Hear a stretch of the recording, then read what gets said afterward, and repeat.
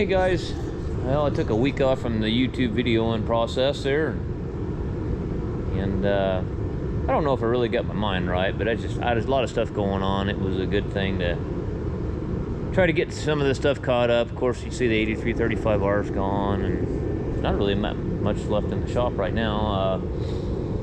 So I got the engine and the transmission mounted in the hay squeeze.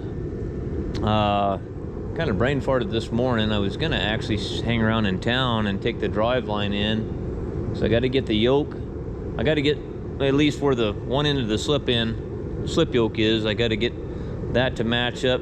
It's a different series of U-joints from, basically we got a mismatch there, and then I need to go from, I measured from the center to center where I need to be, and I got to add about 3 inches, I think.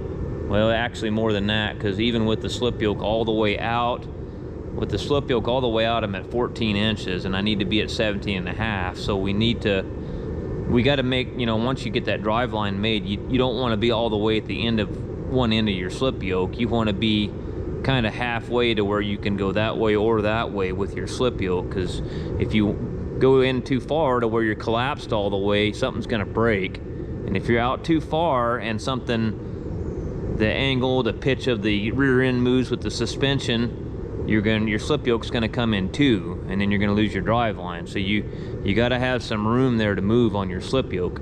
Anyway, Saturday wasn't a very good day for me. It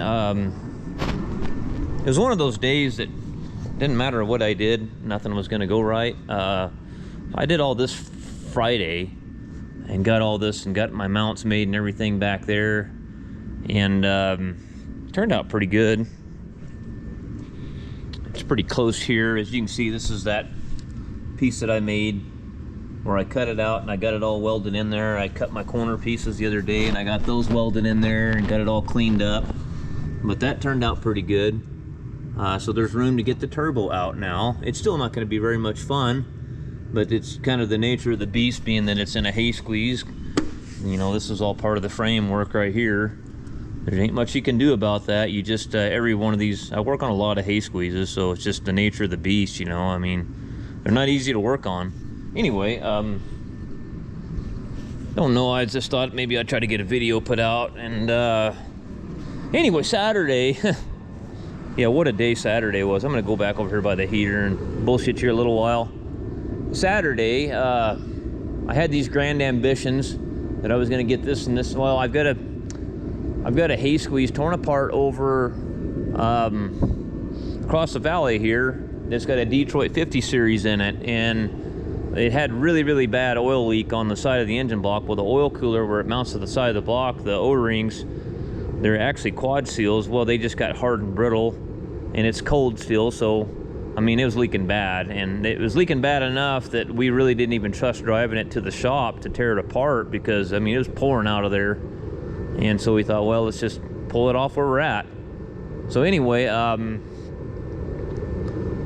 got that torn apart, and I was gonna go start my truck that morning, Saturday morning when I came in. I actually went over to Newell. I looked at a hay truck that lost a radiator, Detroit 50 DD15 in it, and I drove over back to McDowell, was gonna start, I actually came over here, I started my truck. And then I noticed that when I was working on this, I had a screwdriver still laying on the bumper, and I was gonna put the screwdriver away, but I'd already locked all the utility doors on it. Well, my dog, he started whining because Duke gets really nervous when I'm leaving somewhere, and he's just scared to death that he's gonna get left behind. Well, I had a lot of things on my mind, and I don't know what happened, but anyway, I set the keys down to put him in the cab after I unlocked that cabinet door, and I couldn't find him anywhere. I mean, I looked for hours. I mean, I looked in all the cabinets. I looked everywhere. Trust me, I looked everywhere. And I just cannot fathom how I lost the keys from right there at that tire to that door in this vicinity. I mean, we tore all this. I mean, we looked everywhere. My wife actually came down and helped me, and we could not find those stinking keys anywhere. And so the story even gets better. So We decided to run back to Klamath Falls, and I said, well, I had another set of spare keys for the utility doors that I had made, but I had never had a spare key for the truck, which wasn't that big a deal. I could have hot wired it just like this. With you see what I kind of got going on here. But anyways, I said, well, let's just go up to Klamath and get a universal ignition switch from Napa, and we'll run back down there and we'll wire it in. You know, no big deal. So went all the way to Klamath. If you don't know, it's 35 miles one direction, so 70-mile round trip. Drove all the way to Klamath, got a switch, came all the way back. I wired it in, and here's a new one here, another one. This is the second one. So none of the keys would work in the ignition switch. It wouldn't turn. And I thought I was crazy or something. I've never had that problem. So then my wife tried it, and she tried turning the keys around and tried all 4 keys that came with it. She says, yeah, it doesn't work. So we were getting ready to leave and go back to Klamath and get another switch. So basically 140 miles of travel that day to get 2 switches, to actually get one that works. So then my renter, I know he had good intentions. We were getting low on firewood because our winter's really stretching out to be longer than usual, and he was nervous, so he kind of went up into the woods somewhere where he shouldn't have been this time of the year, because there's a lot of, it's wet, it's thawing out too, and it's just, there's still snow up there, a lot of snow. Anyways, he was in a place where he shouldn't have been, and he called me and said he was stuck. So I had to call one of my customers and ask them if I could borrow their tractor that was sitting out here, a 7830 four-wheel drive tractor that's dualed up, and ask him if I could go get him pulled out. That's about, he's about 10 miles out, and I had to drive up there in the woods with this tractor and drag him out of the woods back to the pavement and get him out.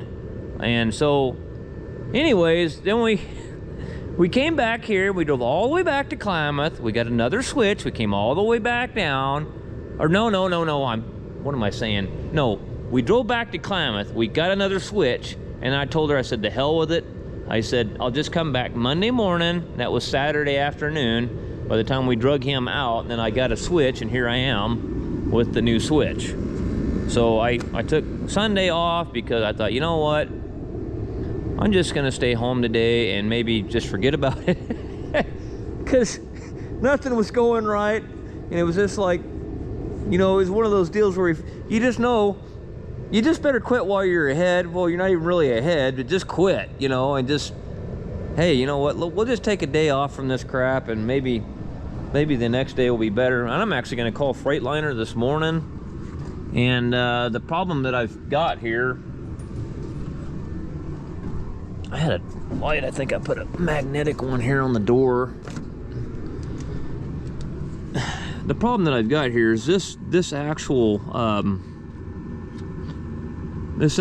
switch has got a kind of a special plug-in on it, and I didn't want to cannibalize my plug-in, so I'm going to order the right switch from Freightliner if I can get it with this style of plug, and then with the new key. I've never had a key for the doors.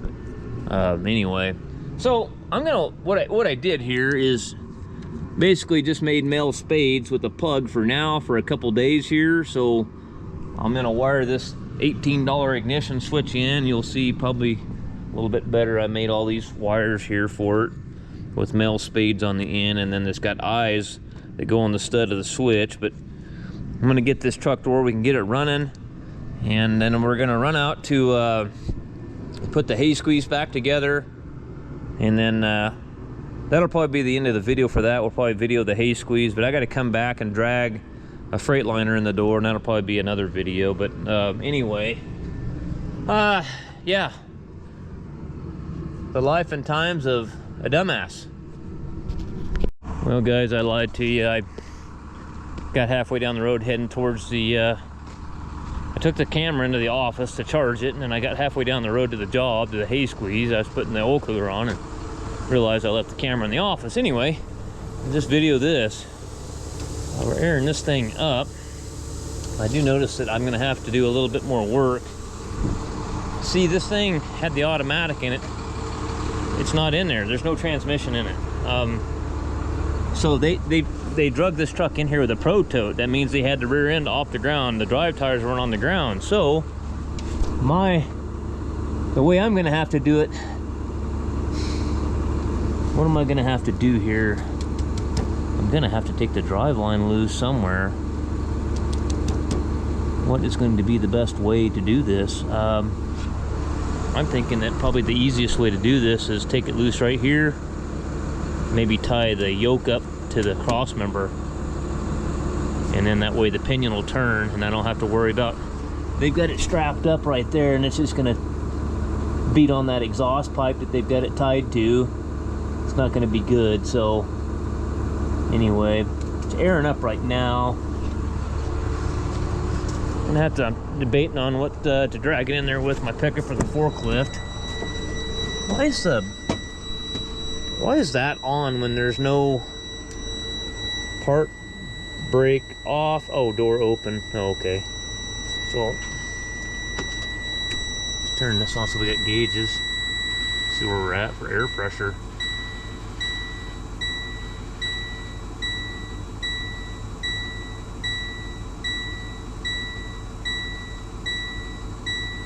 I guess I can go ahead and rip that while it's still airing up, finishing airing up. Am I gonna get to 120? Sure is slow. My truck's kind of slow though. I'm idling right now too, so.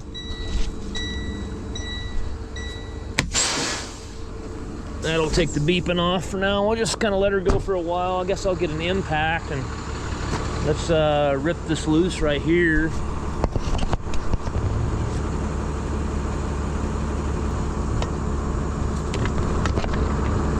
Come on, get on there.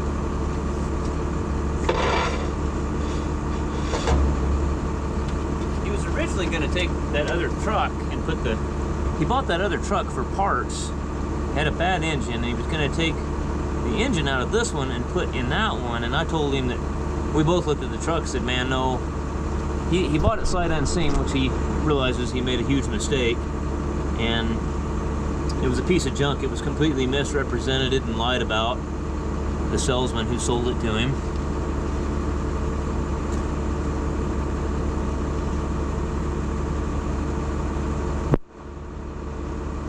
That's just the way it goes.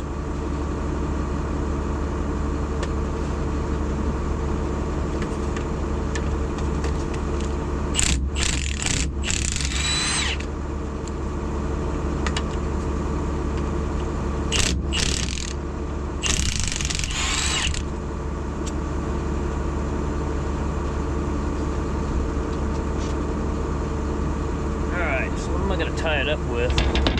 So we probably should get our ducks in a row and kind of be there before we pop it loose, huh?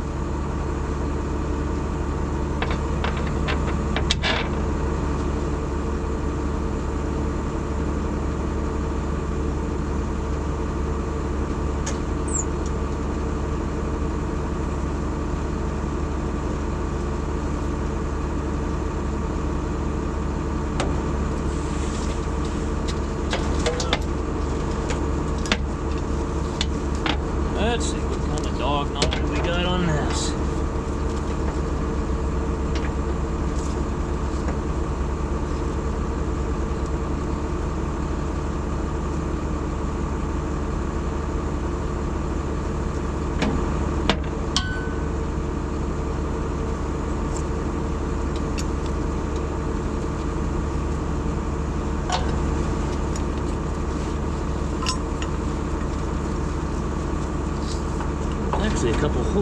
there. Did that work out worse?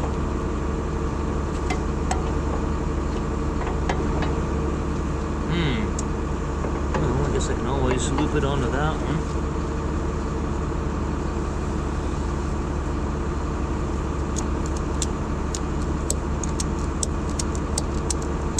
Okay.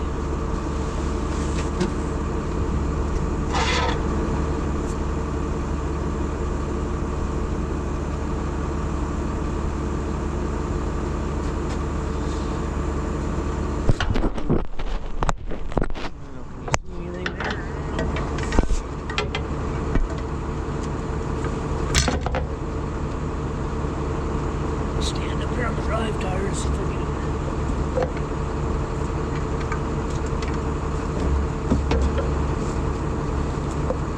Mr. Hard ass, huh?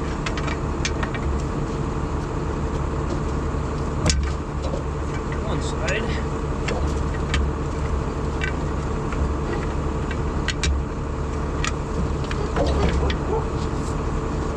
Right on.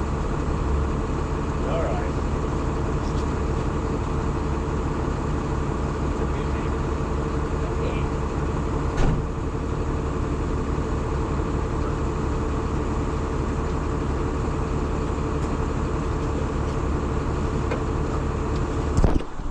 Alright, so there's some guys walking down the street and Josie don't like that. Didn't let me know about it. Stranger danger.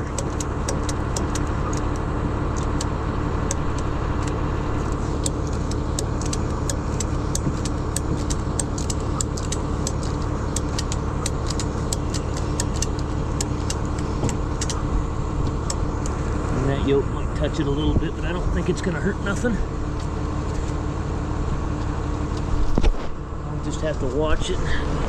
Let me tie this up so the strap won't get under the tire or something.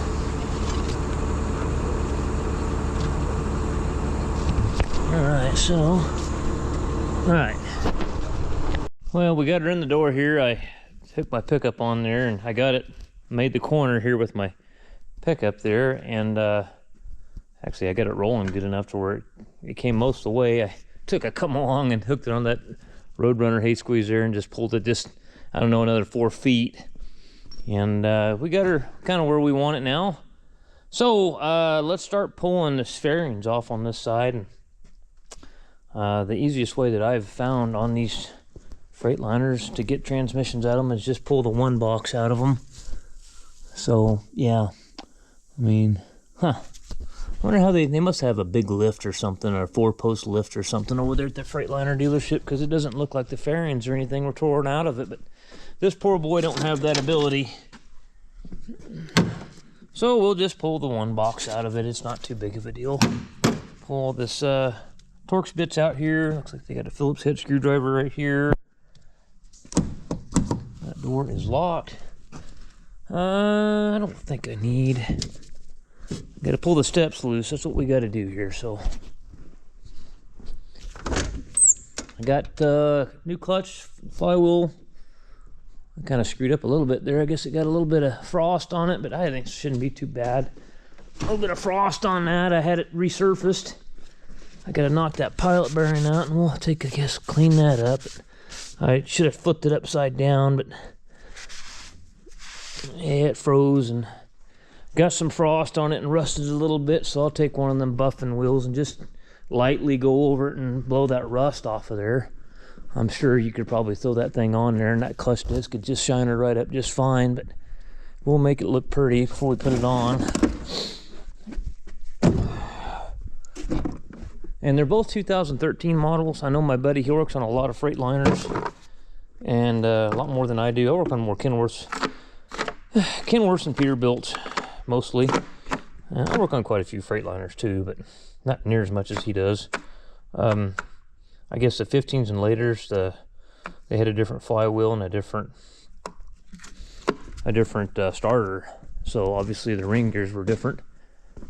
So he said just make sure you're getting pretty close on that end of things. Let me find my 3/8 gun.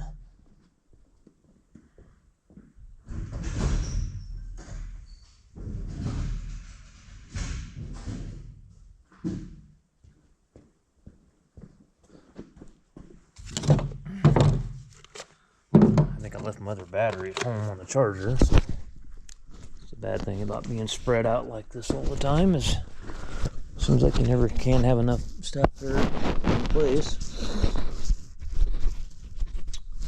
Where can we put this thing? I don't sound like I took the CPC controller out of it too. I don't know. I just had a feeling that something was going to be different there too.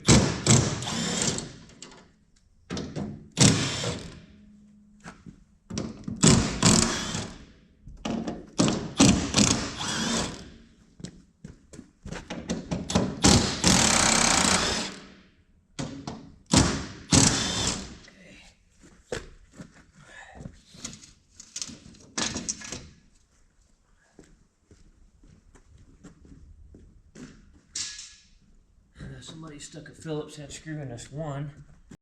Okay, so we got all the fairings off the side of it there in the step and everything. So now let's unplug. So you gotta get this unplugged, the doser and all that good stuff. So this pipe here, this is the inlet coming off the turbo.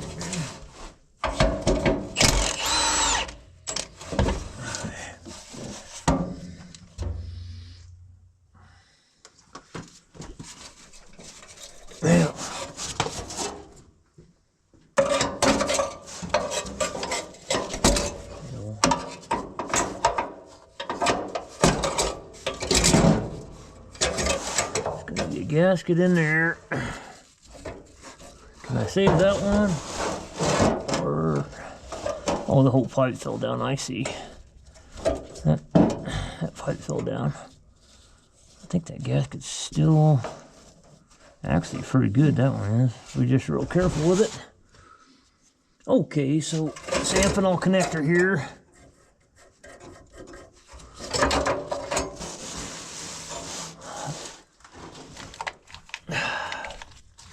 Coming into it.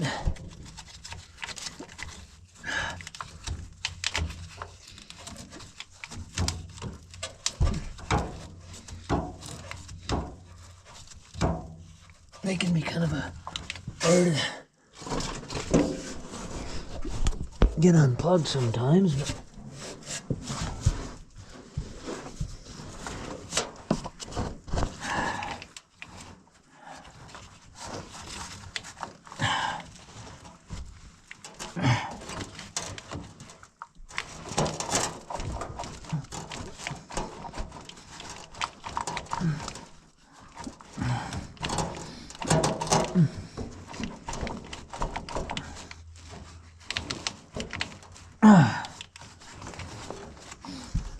pair of pliers, I guess. I gotta cut that zip tie.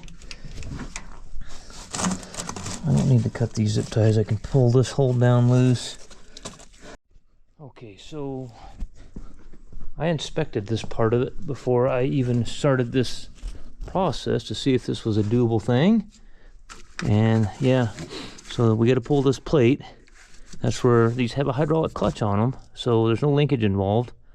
And then also started pulling the carpet and stuff up. He had a piece of carpet he put down there, but there is a hole.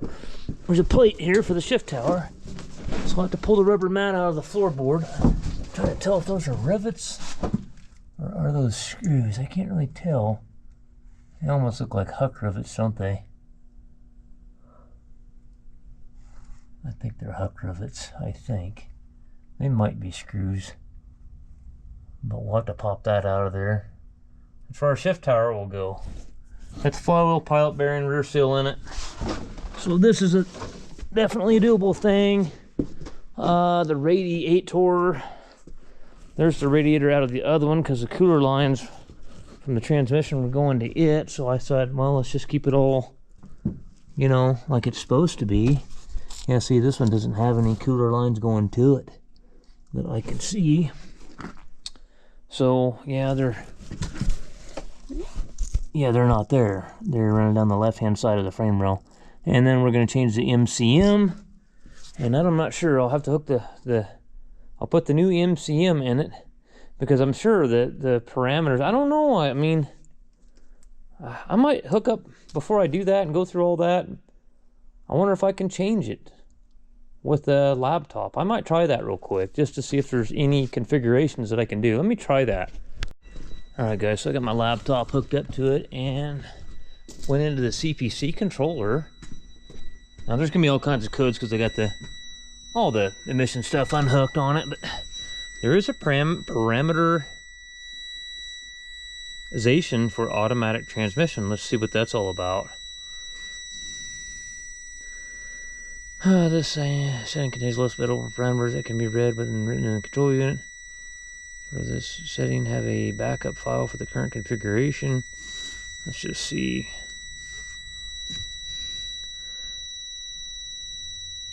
I'm not really wanting a backup configuration. For more information about the backup and restore functions, consult the help.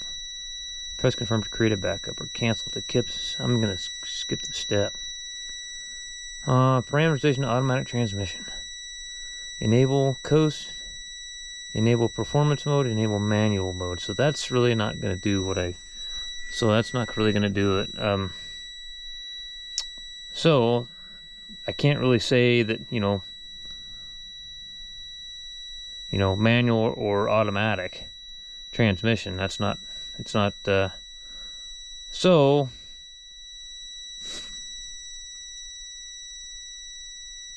enable performance mode, Detroit transmission. So let's cancel that. I don't think we're going to be able to change that unless we could go up to parameter files, write to ECU, but I think you have to actually have a file to write to it, which we don't.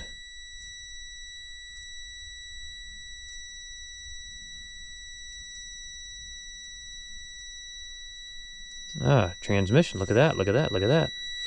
Please, please, that'd be nice if I didn't have to. Let's try it. I'm not going to do that, so. Split selection with transmission PTO. Maximum vehicle speed, maximum engine torque. So again, I've been let down.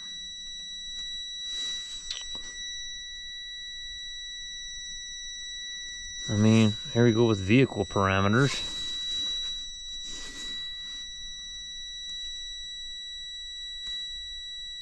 Transmission type, look at that. Enable creep mode, whatever that is. Which, okay. Select the parameter transmission type, up, down, arrow to change, confirm to continue.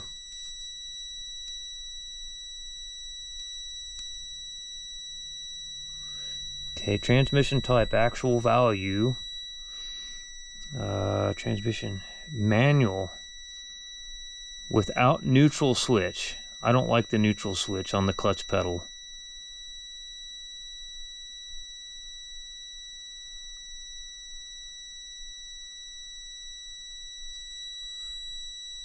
I mean, you could go down to manual with neutral switch. Let's try it without neutral switch. Write down the new values, press confirm. Is it gonna do it?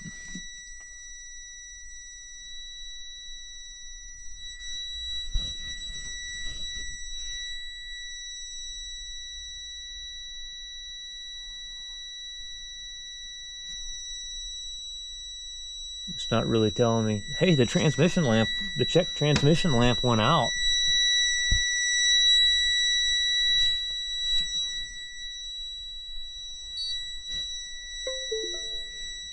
It says it lost communication. Not sure what that was all about. That's wonderful. Let's try this again.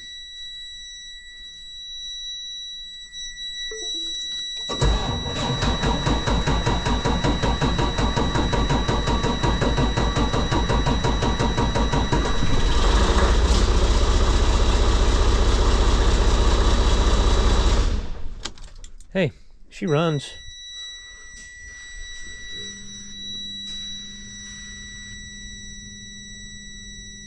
Man, that worked out slicker than shit, you know what? This is not going to be as bad as I thought it was going to be.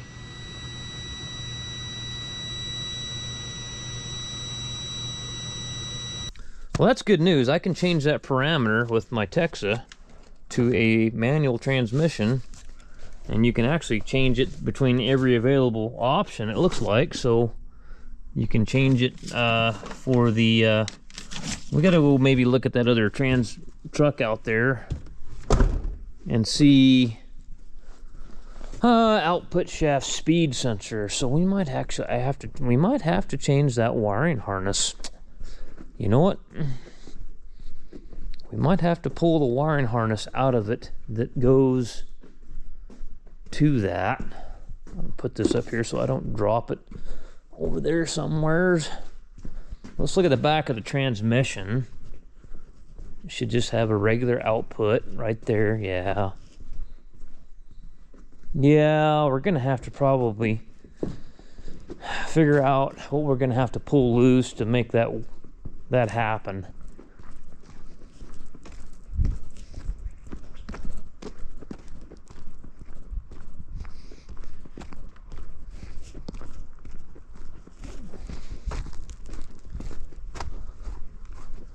What do we got here? Now, no, I think that's probably one of these. One of these is the output shaft speed sensor. And see, this is different too. I think I'm gonna have to pull this off and put on there. Which one is it though?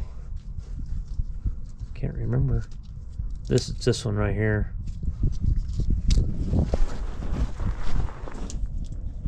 So that's going up into this harness here.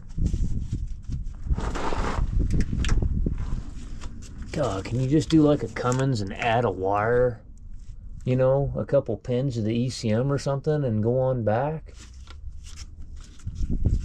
So that would be this harness right here, and it's going up into this. How hard is that going to be to change that?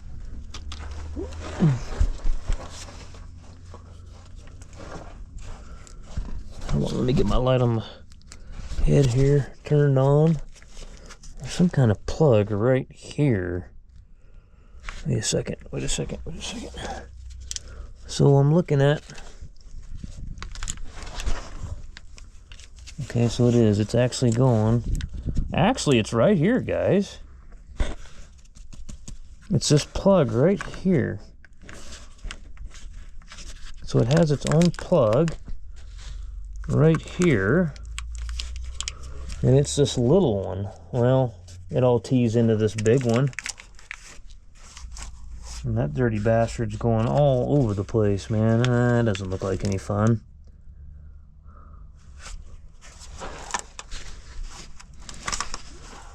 I don't know what we're getting into there. Where is this stuff going? It's going on, I bet it's going clear up to the MCM, I bet.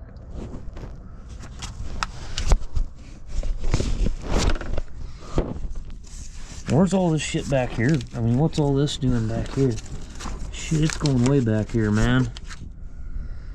Yeah, that's no good. That's not gonna be such a great thing, is it? You know, if it's got no output shaft speed sensor, then it's not gonna read miles per hour. So you're not gonna have a speedo.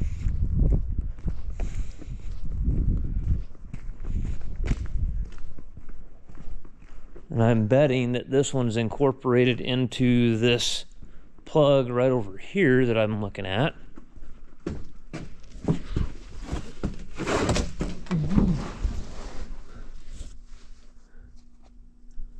I don't see anything here that resembles what we're looking for there.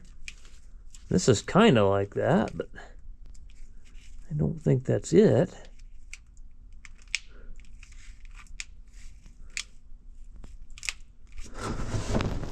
This is the one here that I'm looking at that I think is, yeah. for the automatic. This probably had the output shaft speed sensor in one of these pins here, and then the wires went all over the transmission, you know.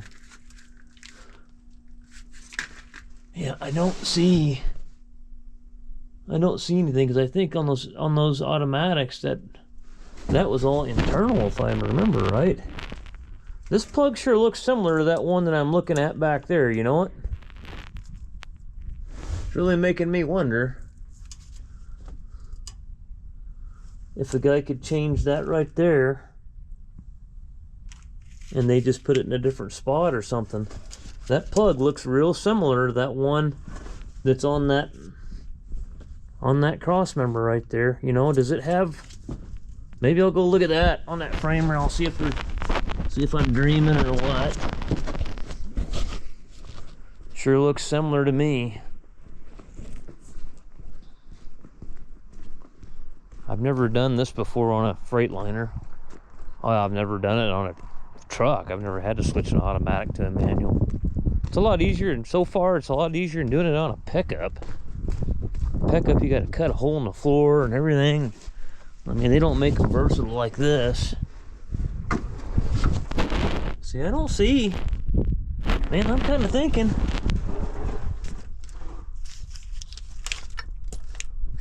You unplug that right there and you plug that other one in. I really do.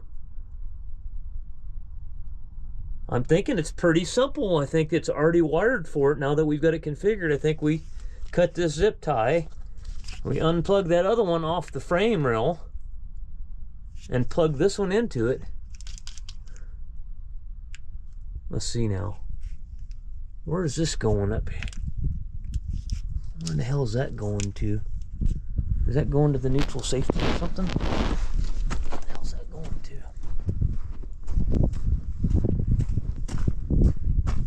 Can't quite tell, but I'm thinking this is what we got to do right there. Let's see where that goes. I can't tell from here. Huh. I'm really thinking that's the deal though with it. That's what you do. My kid took all this apart, so I don't know what he unplugged or what he did, but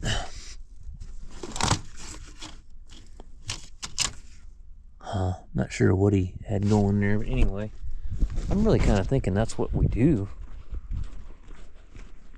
I don't think this is actually going to be that big of a deal to accomplish. Well, I got to charge the battery on this pile of junk. I'm going to go ahead and get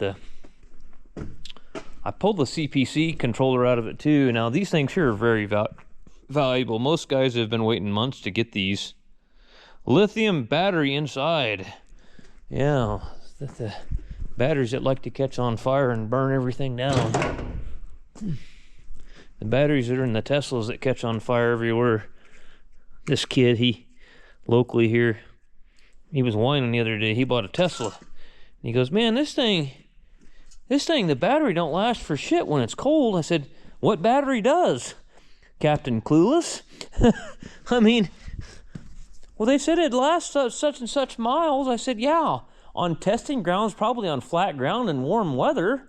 I said, they're not going to tell you that your battery life is cut in half in cold weather and in mountain terrain and your distances. They're not going to tell you that because then you wouldn't buy it. Moron. I'm sorry. People are so fucking stupid. They really are. They're just stupid. You just can't, there's not much you can do for these people. There really isn't. They're just dumber than shit. And the whole country's full of them. Anyway.